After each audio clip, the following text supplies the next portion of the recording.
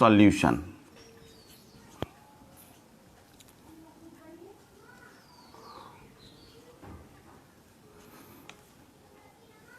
तो क्लियर दिख रहा होगा। मैं आपका अभिषेक सर, केमिस्ट्री गुरु। तो हम शुरू करते हैं विलयन। विलयन की परिभाषा हम इस रूप में दे सकते हैं कि दो और दो से अधिक पदार्थों का समांग मिश्रण, दो और दो से अधिक पदार्थों का समांग मिश्रण जिसका संगठन सीमांतर्गत परिवर्तनशील होता है। हम दो और दो से अधिक पदार्थ को मिलाते हैं, वो दोनों एक दूसरे में पूर्ण रूप से घुल जाते हैं, लेकिन वह एक सीमा तक ही घुल सकता है। तो हम विलयन की परिभाषा ले सकते हैं कि दो और दो से अधिक पदार्थों का समांग मिश्रण जिसका संगठन सीमांतर्गत परिवर्तनशील होता है। हम विलयन के मुख्य घटक के रूप में लेंगे विलेय और विलायक। अलग अलग प्रकार के विलयन हो सकते हैं उनके घटकों के आधार पर। अगर दो घटक लिया है हमने तो वह विलयन बनेगा द्विअंगी विलयन। तीन घटक त्रिअंगी विलयन, चार घटक चतुरंगी विलयन। दो मुख्य घटक अगर द्विअंगी विलयन हम लें तो विलायक और विलेय। बहुत आसान है। विलायक वह ऐसा घटक होता है विलयन में जो अधिक मात्रा में उपस्थित हो और जिसकी प्रकृति परिणामी विलयन के निश्चित रूप से समान हो। और अपने भाषा में हम कह सकते हैं कि जिसमें घुलाया जाए वह विलायक होगा। और दूसरा जो मुख्य घटक है वह है विलेय। तो जो विलेय होगा यह ऐसा घटक है जो कम मात्रा में उपस्थित हो और इसकी प्रकृति, कोई जरूरी नहीं है कि इसकी प्रकृति परिणामी विलयन के हमेशा समान होगी। और अपने भाषा में हम कह सकते हैं जिसको घुलाया जाए विलेय होगा। तो हम विलेय और विलायक की प्रकृति के आधार पर विभिन्न वर्गों में विलयन को बांटेंगे और उसके उदाहरण को समझेंगे।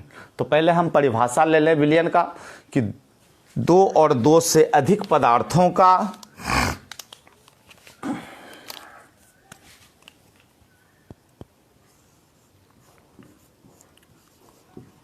दो और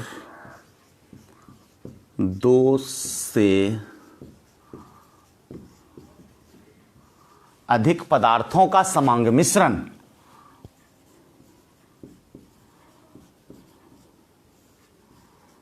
पदार्थों का समांग मिश्रण जिसका संगठन सीमांतर्गत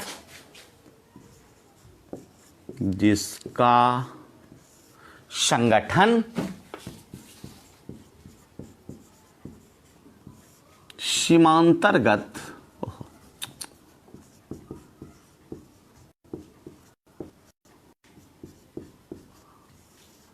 परिवर्तनशील होता है।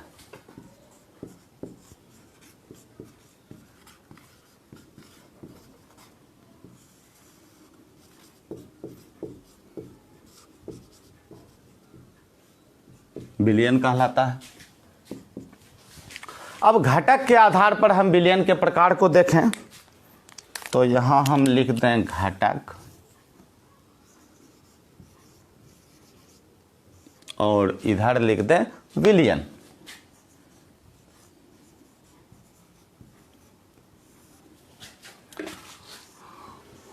अगर घटक दो होंगे तो द्विअंगी विलयन,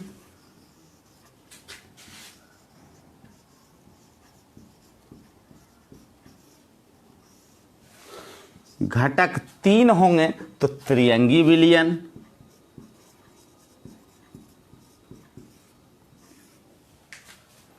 और घटक चार होंगे तो चतुरंगी विलयन।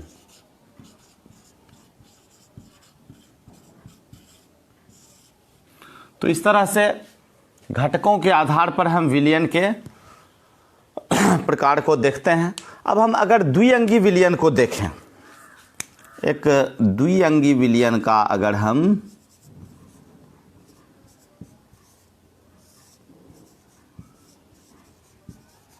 मुख्य घटक को देखें तो यहां क्या हो सकते हैं, विलायक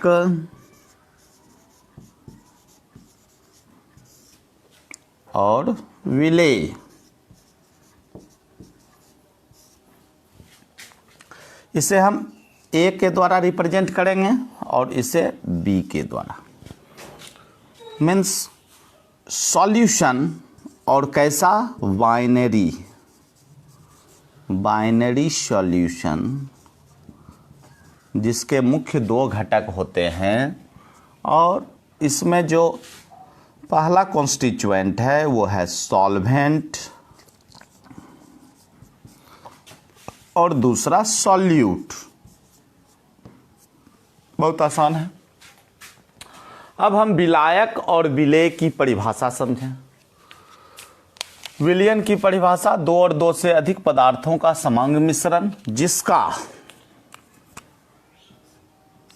संगठन सीमांतर्गत परिवर्तनशील होता है और घटक के आधार पर विलयन के प्रकार।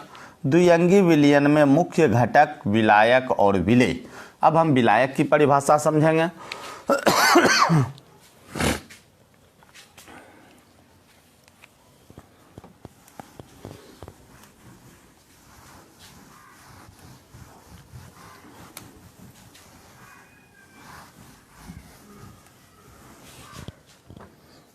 विलायक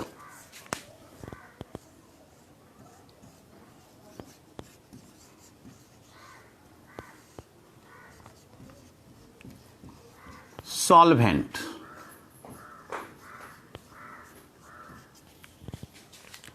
विलयन का ऐसा घटक जो अधिक मात्रा में उपस्थित हो। तो हम लिख सकते हैं ऐसा घटक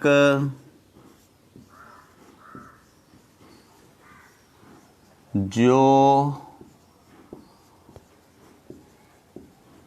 विलयन में अधिक मात्रा में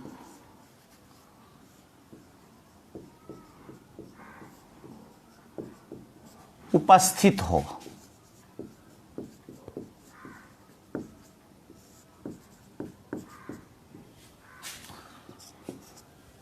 जो परिणामी विलयन होगी, परिणामी विलयन की जो प्रकृति होगी वह विलायक की प्रकृति से समान होगी। तो हम लिख सकते हैं कि इसकी प्रकृति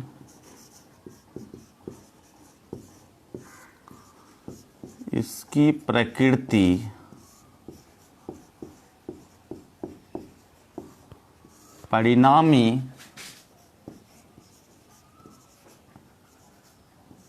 विलयन के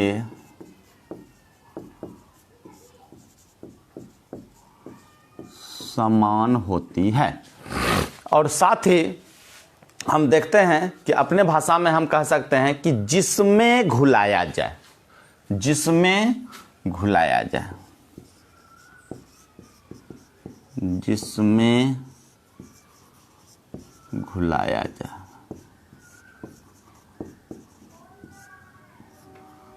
परिणामी विलयन। तो इस तरह से हम विलायक की परिभाषा, ऐसा घटक जो विलयन में अधिक मात्रा में उपस्थित हो, इसकी प्रकृति परिणामी विलयन के समान होती है और साथ ही जिसमें घुलाया जाए वह विलायक कहलाता है। अब हम विलेय को देखेंगे। विलेय सॉल्यूट बी, ऐसा घटक जो विलयन में कम मात्रा में उपस्थित हो,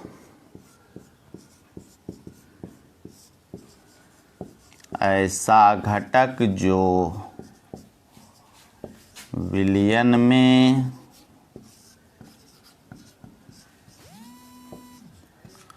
कम मात्रा में उपस्थित हो।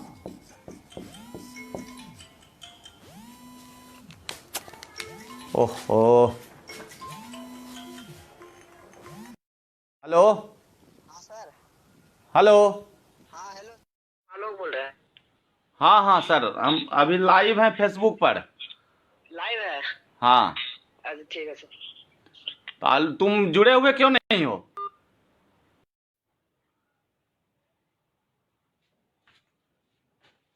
तो ऐसा घटक जो विलयन में कम मात्रा में उपस्थित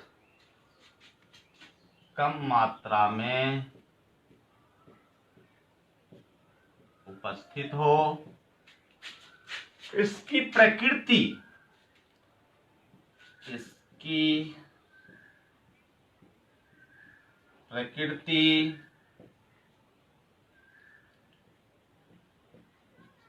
परिणामी विलयन के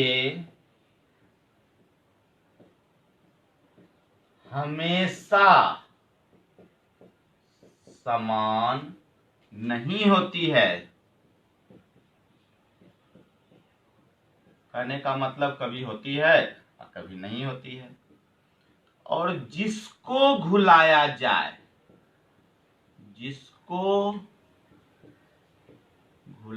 जाए, क्या कहलाएगा? विलेय कहलाएगा।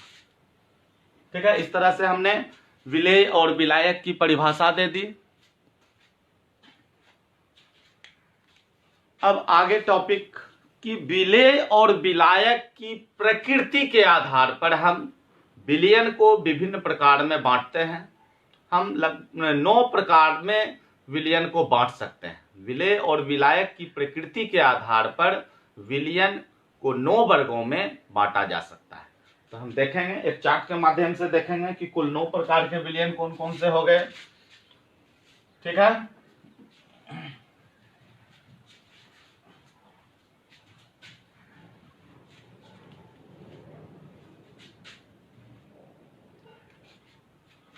विलेय और विलायक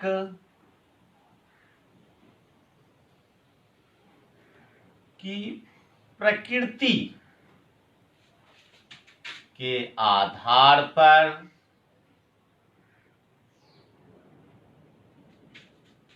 विलयन को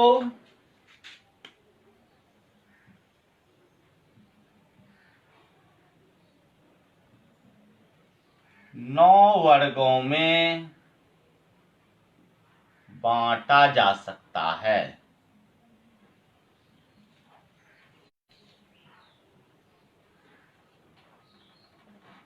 तो एक चार्ट बना ले हम।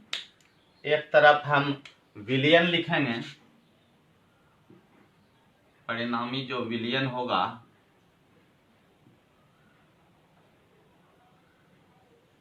दूसरा कॉलम विलेय,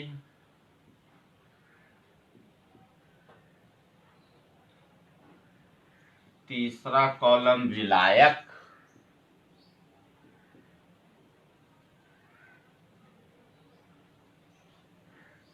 और हम अब लिखेंगे उदाहरण।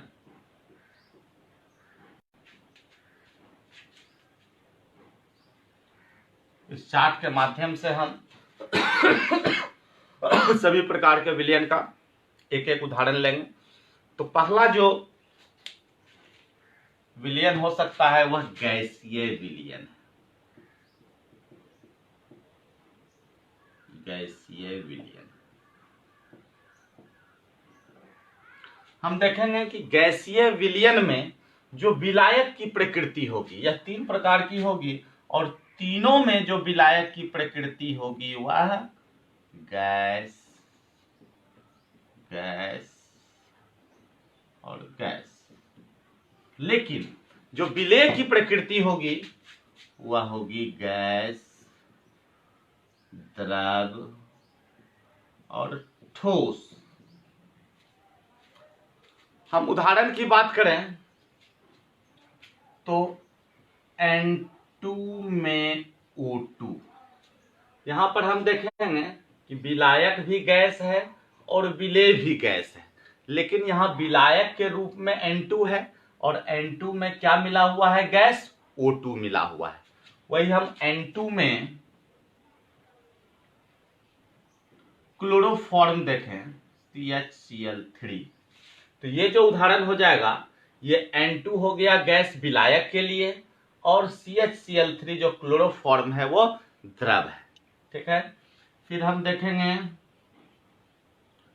N2 में कपूर। कपूर एक ठोस हो गया कैम्फर, और किसमें, तो N2 गैस में मिला हुआ है। इस तरह से हमने गैसीय विलयन के जो घटक होते हैं उस आधार पर हम 3 प्रकार के उदाहरण देखें।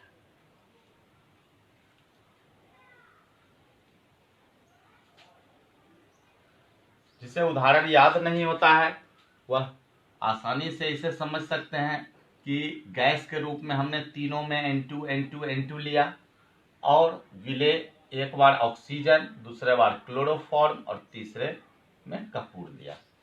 तो ये कॉमन है और इस आधार पे हम उदाहरण को आसानी से याद भी रख सकते हैं।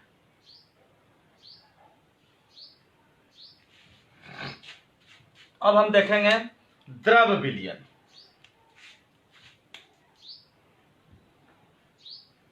द्रव विलयन ठीक उसी प्रकार हम विलायक में द्रव, द्रव और द्रव लेंगे, ठीक है। लेकिन विलेय के रूप में हम पहले गैस लेंगे, फिर द्रव लेंगे और फिर ठोस लेंगे। और जब इसके उदाहरण की हम बात करेंगे तो जल, जल में ऑक्सीजन, जो जल हो गया यह द्रव हो गया विलायक, और गैस के रूप में ऑक्सीजन मिला हुआ है। अब हम देखेंगे जल में अल्कोहल। तो जल में अल्कोहल, तो जल हो गया ये द्रव विलायक के लिए, और जो अल्कोहल द्रव मिला हुआ है वह विलेय के रूप में मिला हुआ है। अब हम देखेंगे ठोस। तो जल में नमक या चीनी, जल में चीनी।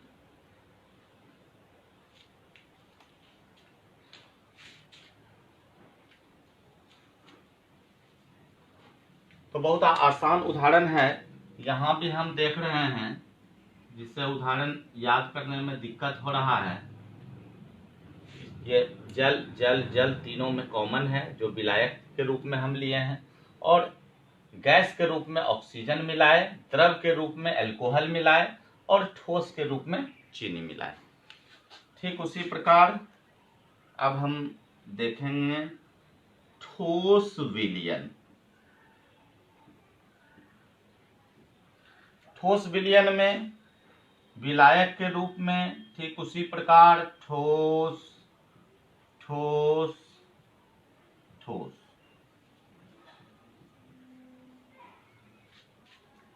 और यहां होगा गैस, द्रव, ठोस।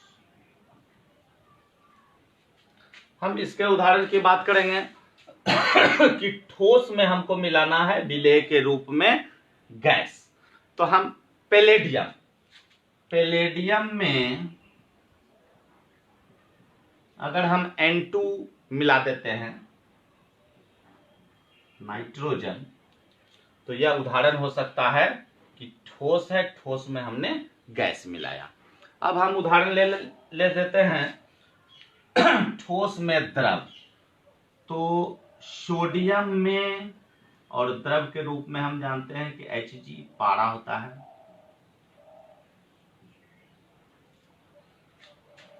तो यहां पर ठोस हो गया सोडियम और द्रव हो गया Hg। अब हम देखेंगे ठोस और ठोस। तो अगर हम सोना में कॉपर मिला दें या सिल्वर मिला दें, तो Au में Cu, तो ये जो उदाहरण हो जाएगा Cu या Ag, ये जो उदाहरण हो जाएगा यह ठोस ठोस विलयन का उदाहरण है।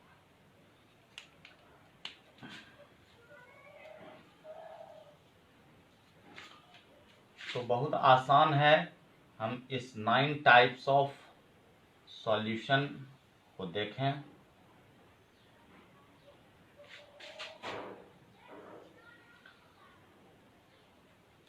इसमें हमारे जो सिलेबस में पढ़ना है वह द्रव विलयन पढ़ना है। तो द्रव विलयन के जो तीनों प्रकार हो सकते हैं, गैस द्रव विलयन, द्रव द्रव विलयन और ठोस द्रव विलयन, इस तीनों को विस्तार पूर्वक हम इस अध्याय में पढ़ेंगे।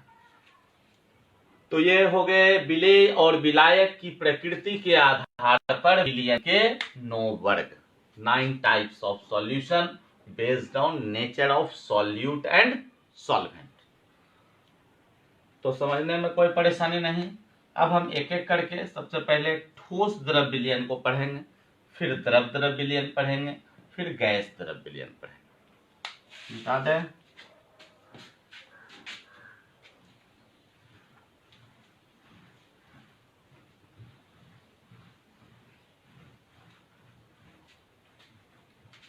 तो जो अगला टॉपिक मेरा होने जा रहा है वह है ठोस द्रव विलयन। तो हम ठोस द्रव विलयन समझने से पहले हम समझेंगे एक टर्म जिसका नाम है विलेयता, सॉल्युबिलिटी। तो हम कह सकते हैं कि दिए गए ताप पर 100 ग्राम विलायक में संतृप्त विलयन बनाने के लिए विलेय की जो आवश्यक मात्रा होगी वह विलेयता कहलाएगी। तो दिए गए ताप पर 100 ग्राम विलायक को संतृप्त विलयन बनाने के लिए विलेय की आवश्यक मात्रा। तो हम पहले ठोस द्रव विलयन हेडिंग कर दें।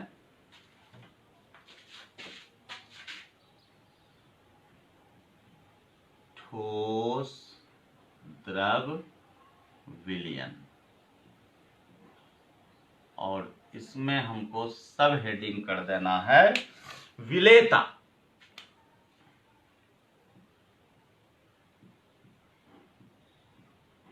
सॉल्युबिलिटी।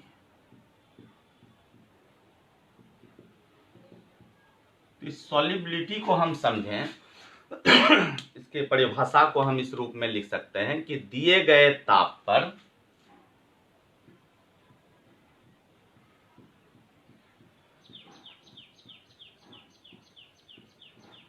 100 ग्राम विलायक में या विलायक को क्या करने में, तो संतृप्त विलयन बनाने में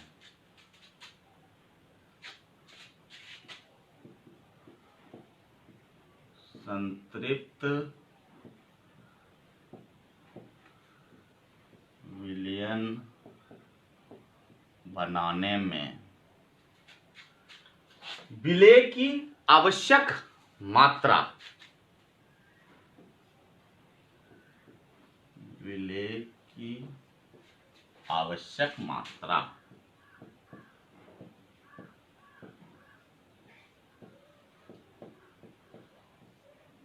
उस विलयन की विलेयता कहलाती है। दिए गए ताप पर 100 ग्राम विलायक को संतृप्त विलयन बनाने में विलेय की आवश्यक मात्रा। अगर हम संतृप्त विलयन की बात करें तो एक निश्चित ताप पर जो किसी विलयन में विलेय की वह मात्रा कि अब हम उसमें विलेय को नहीं मिला सके, मतलब जो आवश्यक मात्रा होनी चाहिए किसी सॉल्यूशन में, सॉल्यूशन को संतृप्त करने में, तो वह हो जाएगा, वह जो विलयन कहलाएगा वह संतृप्त विलयन कहलाएगा।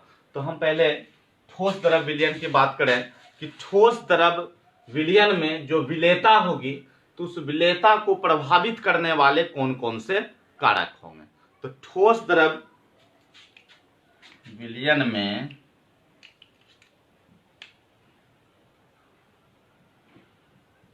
ठोस द्रव विलयन में विलेयता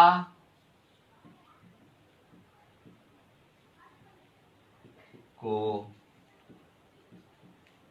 प्रभावित करने वाले कारक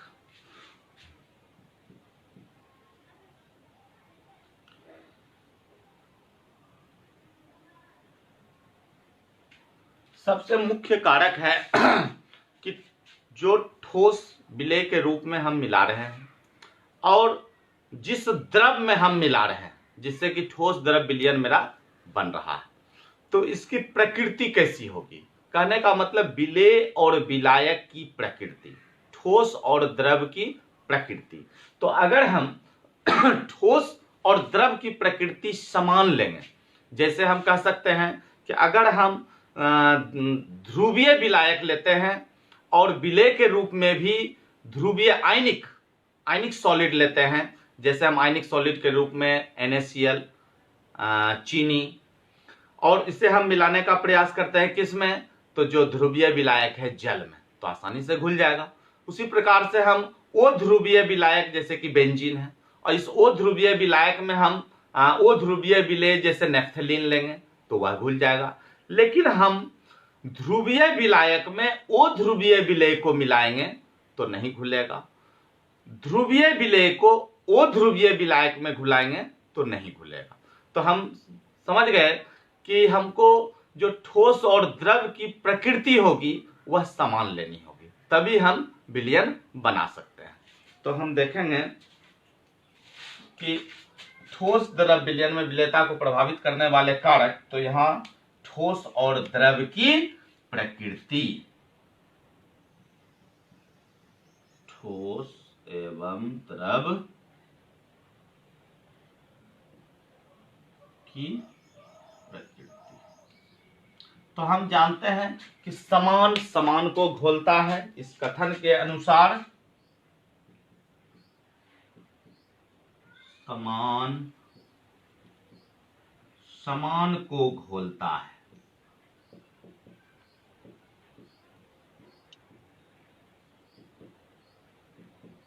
तो जो समान प्रकृति के विलेय होंगे समान प्रकृति के विलायक में घुल जाएंगे। तो अगर हम ध्रुवीय विलायक या ध्रुवीय विलेय को लेते हैं, ध्रुवीय विलेय जैसे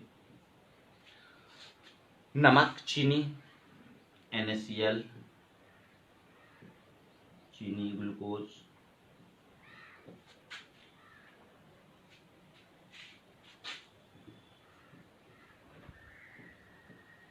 ध्रुवीय विलायक जैसे जल में घुल जाते हैं या आसानी से घुल जाते हैं। वही हम ओ ध्रुवीय विलेय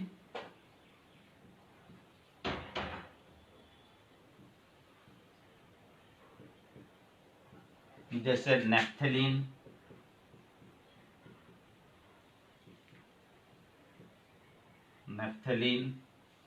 ओ ध्रुवीय विलायक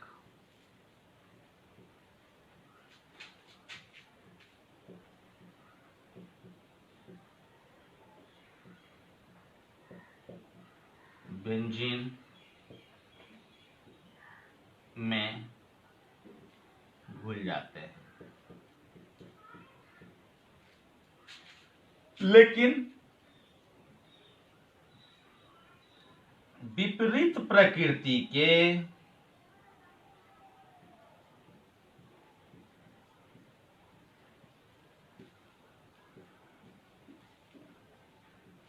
विलेय और विलायक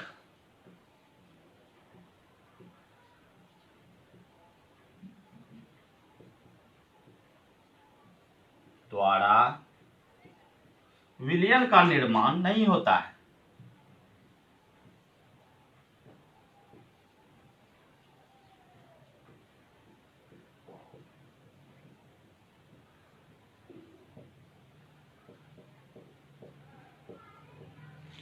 ठीक है, तो अब हम देखेंगे कि जो विलेय के कण है और जो विलायक के अणु है इसके बीच कुछ आकर्षण बल काम करता है। तो उस आकर्षण बल को समझने का प्रयास करेंगे कि अगर विलेय आयनिक है तो जो आयनिक विलेय है उसके बीच स्थिर वैद्युत आकर्षण बल होता है और वो स्थिर वैद्युत आकर्षण बल द्वारा एक दूसरे से जुड़े रहते हैं। तो एक ऊर्जा होती है जालक ऊर्जा। अगर हम जालक ऊर्जा की बात करें तो 1 ग्राम मोल यौगिक के निर्माण में जो उत्सर्जित ऊर्जा की मात्रा है वही जालक ऊर्जा कहलाती है। कहने का मतलब कि जो क्रिस्टल का फॉर्मेशन होगा उस आयंस के द्वारा, इसके फॉर्मेशन के फलस्वरूप हम देखेंगे कि कुछ एनर्जी निकलेगा, तो वह जालक ऊर्जा कहलाती है।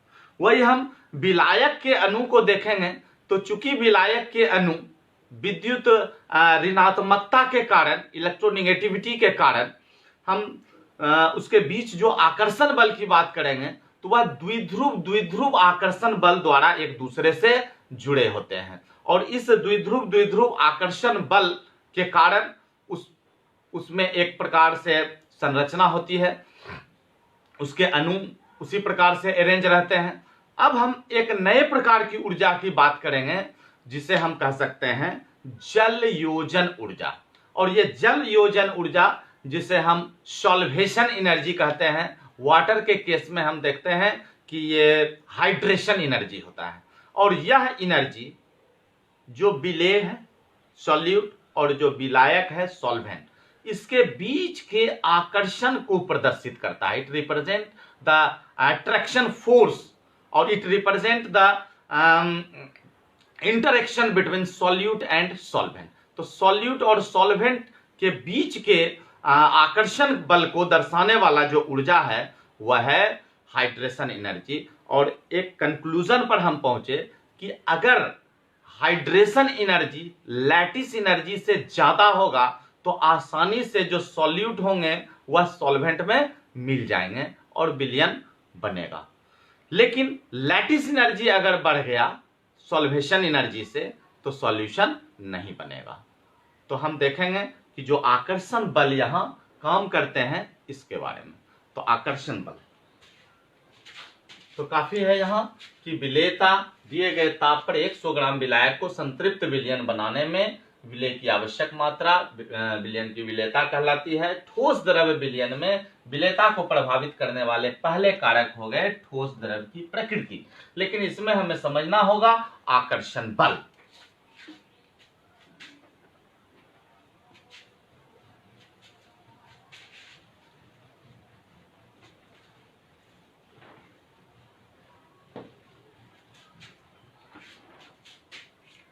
आकर्षण बल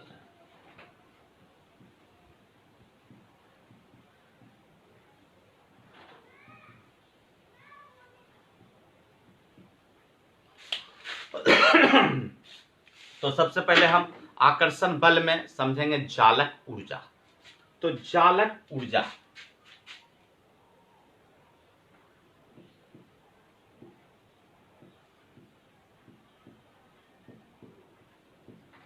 इंग्लिश में हम लोग कह सकते हैं लैटिस एनर्जी।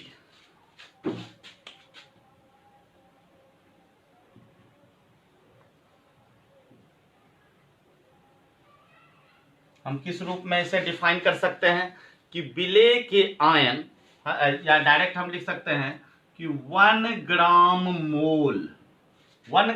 मोल यौगिक के निर्माण में यौगिक के निर्माण में जो ऊर्जा उत्सर्जित होती है, उत्सर्जित ऊर्जा की मात्रा,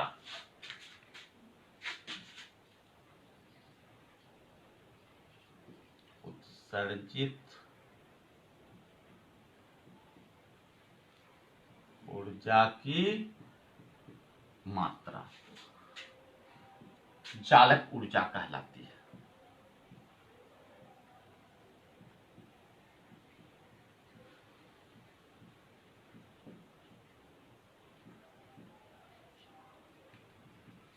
तो हम देखेंगे कि जो विलेय है, विलेय के आयन एक दूसरे से स्थिर वैद्युत आकर्षण बल द्वारा जुड़े होते हैं। इस बात को हम लिखेंगे विलेय के आयन स्थिर वैद्युत आकर्षण बल, आयन एक दूसरे इलेक्ट्रोस्टैटिक फोर्स ऑफ एट्रैक्शन, स्थिर वैद्युत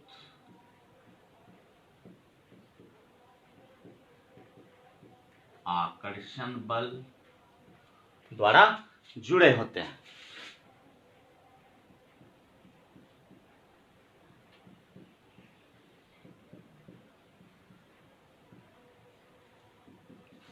और वही हम विलायक की बात करें तो विलायक के अणु विद्युत ऋणात्मकता के कारण द्विध्रुव द्विध्रुव आकर्षण बल, तो विलायक के अणु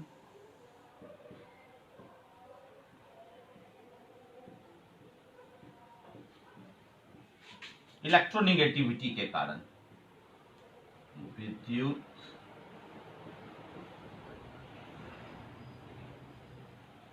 ऋणात्मकता के कारण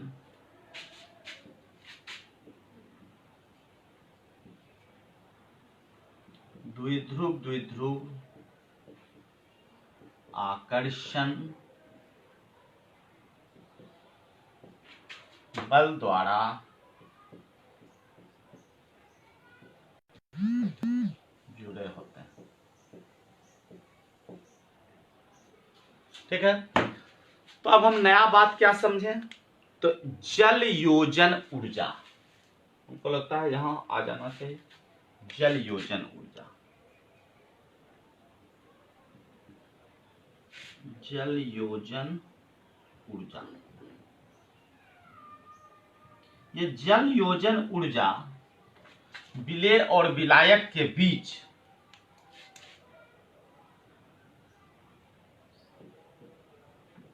विलेय और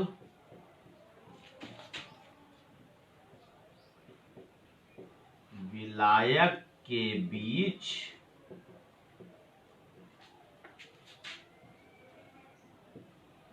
के आकर्षण बल को प्रदर्शित करता है। आकर्षण बल को प्रदर्शित करता है। अब हमने ये चालक ऊर्जा और जल योजन ऊर्जा, दो प्रकार की ऊर्जा को देखा। तो यह चालक ऊर्जा जो एक यौगिक के निर्माण में 1 ग्राम मोल, इस यौगिक के निर्माण में जो उत्सर्जित ऊर्जा है, और जल योजन ऊर्जा जो विलेय और विलायक के बीच के आकर्षण बल को प्रदर्शित कर रहा है। तो निश्चित रूप से जब जल योजन ऊर्जा चालक ऊर्जा से अधिक होगी तभी विलयन का निर्माण होगा। अगर चालक ऊर्जा जल योजन ऊर्जा से अधिक हो जाती है तो विलयन का निर्माण नहीं होगा। तो मिटा दिया जाए इसे।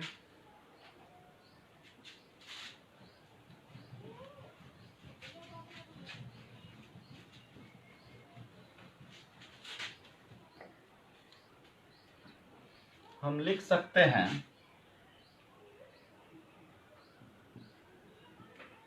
चालक ऊर्जा अगर ग्रेटर होगा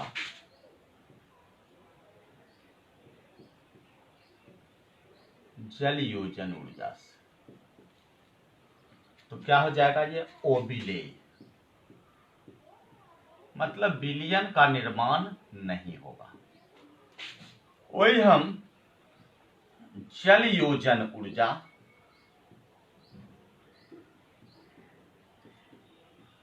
अगर चालक ऊर्जा से अधिक होगी तो निश्चित रूप से विलयन का निर्माण होगा।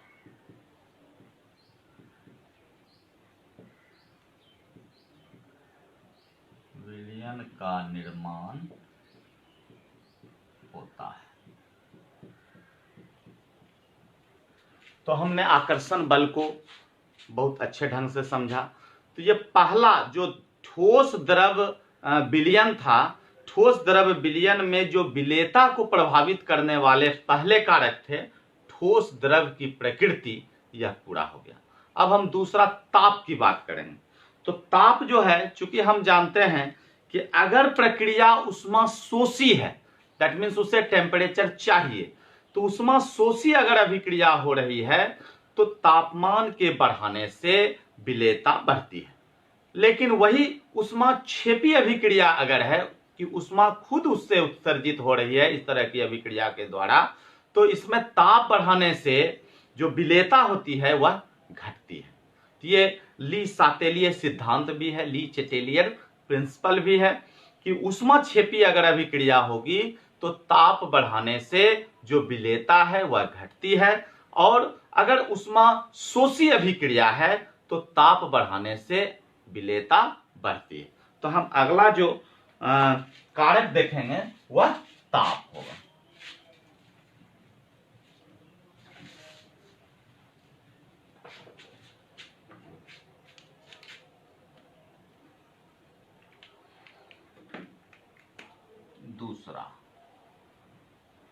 दूसरा कारक जो ठोस द्रव विलयन को प्रभावित करने वाले, इसकी विलेयता को प्रभावित करने वाले कारक के रूप में हम पढ़ेंगे ताप। तो निश्चित रूप से अगर प्रक्रिया उष्माक्षेपी होगी, उष्माक्षेपी प्रक्रिया को हम देखें,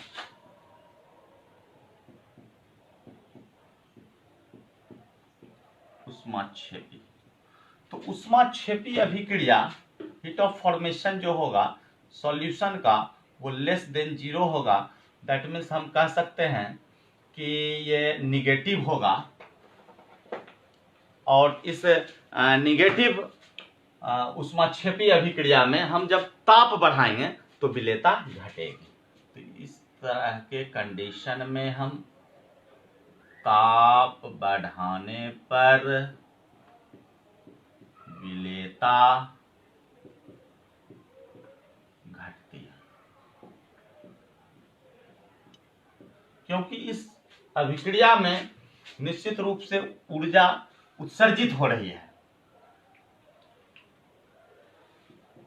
वही हम दूसरे कंडीशन की बात करें तो उष्मा शोषी, अगर उष्मा शोषी अभिक्रिया है तो उष्मा शोषी अभिक्रिया में जो हीट ऑफ फॉर्मेशन होगा वो ग्रेटर देन 0 होगा, और यह पॉजिटिव होगा, और हम देखेंगे कि ताप बढ़ाने पर विलेयता बढ़ती है, और यह जो सिद्धांत है वो ली सातेलिय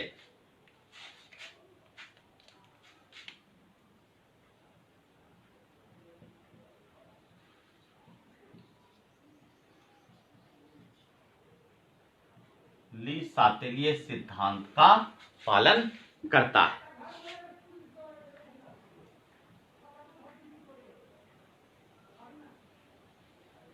ली चेटेलियर प्रिंसिपल।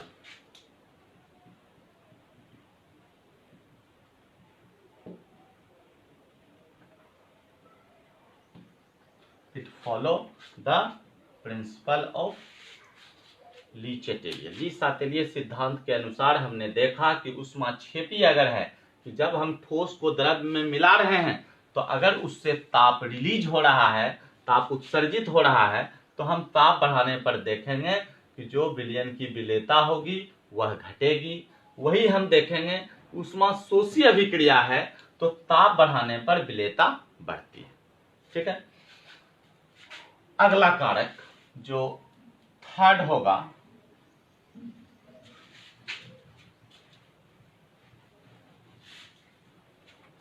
दाब। तो हम देखेंगे कि चूंकि मेरा ठोस और द्रव दोनों क्या है, इनकम्प्रेसिबल है, असंपीड्य है। असंपीड्य का मतलब कि अगर हम उसे दबाएं तो उसके आयतन में कमी हो जाए या बढ़ोतरी हो जाए तो हम कॉम्प्रेसेबल कह सकते हैं। यहां तो इनकॉम्प्रेसेबल है, चूंकि कि जो ठोस है और द्रव है वह असंपीड्य होते हैं। उसके आयतन में किसी प्रकार की कोई परिवर्तन नहीं होती है।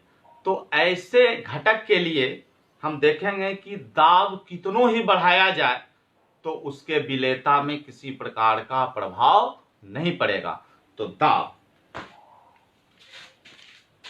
तीसरा कारक दाब।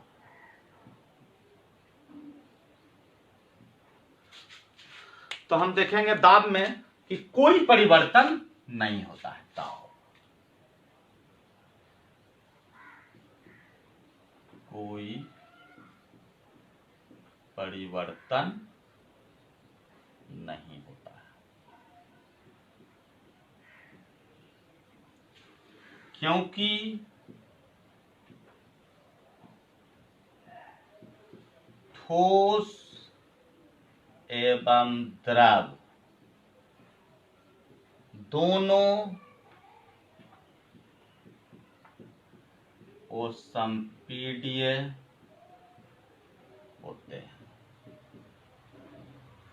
ठोस और द्रव दोनों असंपीड्य होते हैं। तो अब हम देखेंगे कि जो अगला मेरा सॉल्यूशन था वो है द्रव द्रव विलयन।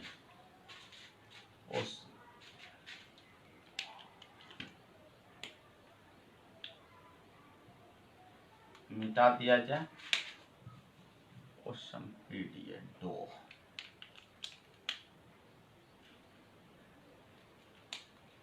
द्रव द्रव विलयन।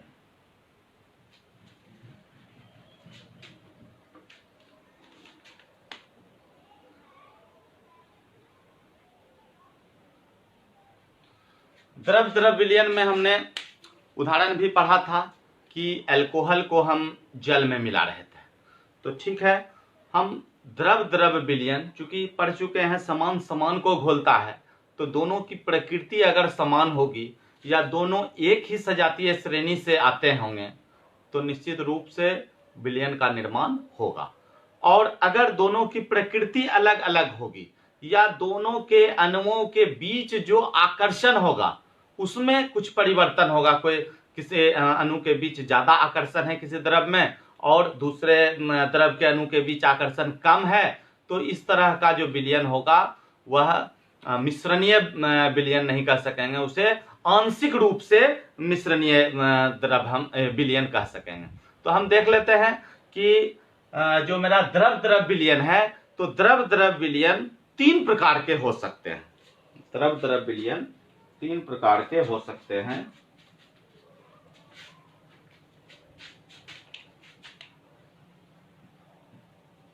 तीन प्रकार। पहला जो प्रकार होगा वह मिश्रणीय द्रव।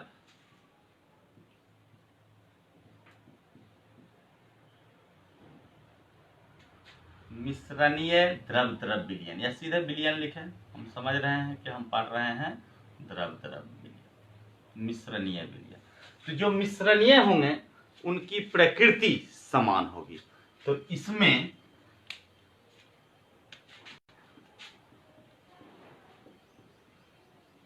दोनों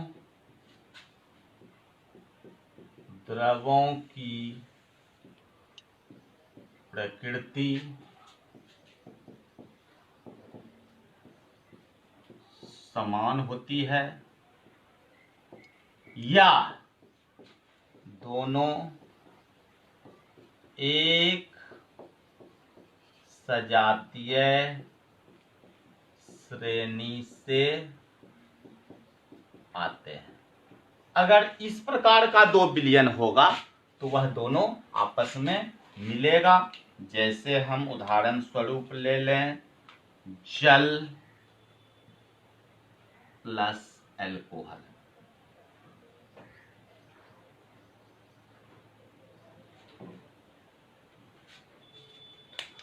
इसमें दोनों द्रवों की प्रकृति समान होती है या एक सजातीय श्रेणी से आते हैं।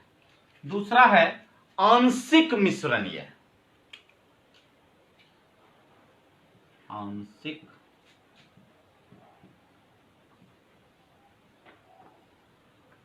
मिश्रणीय ये आंशिक मिश्रणीय द्रव द्रव विलयन ऐसे विलयन होते हैं जिसमें एक द्रव के अणुओं के बीच जो आकर्षण बल होता है वह दूसरे की अपेक्षा उसमें जो आकर्षण बल का परिमाण है वह भिन्न होता है।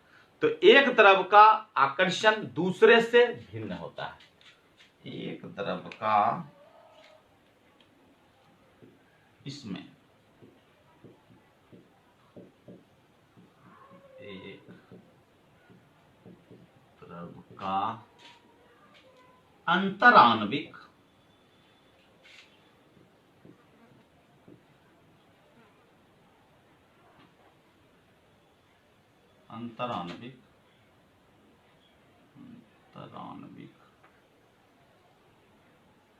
आकर्षण, इसमें एक द्रव का अंतराण्विक आकर्षण दूसरे से भिन्न होता है।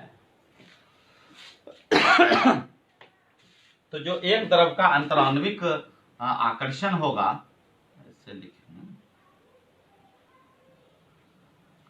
एक द्रव का अंतराण्विक आकर्षण दूसरे से भिन्न होता है। अगर हम इसके उदाहरण की बात करें तो जल में अगर हम एनिलीन मिलाते हैं या जल में फिनॉल मिलाते हैं तो इस तरह का जो विलयन बनेगा तो हम लिख सकते हैं जल प्लस फिनॉल।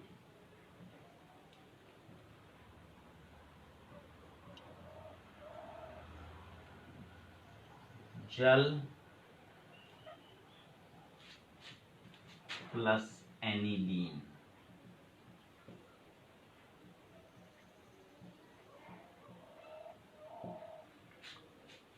तो ये जो विलयन होंगे वह आंशिक मिश्रणीय विलयन कहलाएंगे।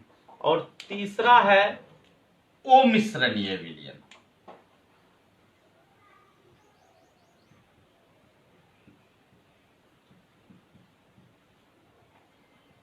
अमिश्रणीय विलयन, ये अमिश्रणीय विलयन, चूंकि यहां पर हमने मिश्रणीय विलयन में देखा कि दोनों की प्रकृति समान होती थी और यहां हम देखेंगे कि दोनों द्रवों की इसमें दोनों द्रवों की प्रकृति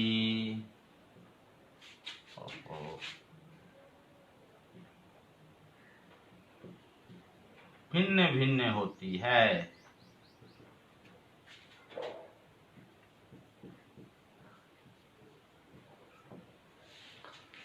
और इसमें हम उदाहरण स्वरूप लेंगे तो जैसे हम जल और बेंजीन, एक ध्रुवीय है तो एक अध्रुवीय है, तो हम लिखते हैं जल प्लस बेंजीन। और भी उदाहरण ले सकते हैं जल प्लस क्लोरोफॉर्म CH3, और भी ले सकते हैं जल प्लस CCl4 कार्बन टेट्राक्लोराइड।